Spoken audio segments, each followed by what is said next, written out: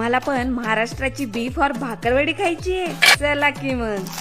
ज्याची चव जिभेवर नाही तर मनातही घर करते. कारण भाकरवडी हा पदार्थ केवळ खाण्याचा पदार्थ नाहीये, तर आपलेपणा आणि महाराष्ट्राचा अभिमान जपते. मैदा आणि बेसन पिठात तेलाचं मोहन घालायचं, थोडस मीठ आणि ओवा घालायचा आणि घट्टसर गोळा मळून बाजूला ठेवून द्यायचा. धने, पांढरे तीळ, जिरं आणि बडीशोप, वरनं खोबरं घालायचं आणि मस्त गवळं गवळं एकदम कलर बदलस्तोपर्यंत भाजून घ्यायचं. सगळे सुके मसाले घालायचे आणि थोडीशी चवीनुसार साखर घालायला विसरू नका. मस्त मिक्सरला भुर्रकन फिरवायचं. मळलेल्या पिठाच्या गोळ्याला चांगलं तुडून तुडून घ्यायचं आणि त्याची चांगली मोठी चपाती लाटून घ्यायची. सगळ्या कडा कापायच्या. वरनं गोड आणि आंबट अशी चिंचेची चटणी लावून सगळा आपण वाटलेला मसाला याला लावून अगदी दाबून दाबून घ्यायचा. वरनं आलू भुजियाची शेव घालायला अजिबात विसरू नका बर का. चवीला एकदम जबरदस्त लागते. चांगली दाबून वळकुटी करायची आणि सगळ्या भाकरवड्या कापून मंद आचेवर तळून घ्यायच्या. भाकरवडी तर तनुश्रीने सांगितली. आता महाराष्ट्राचं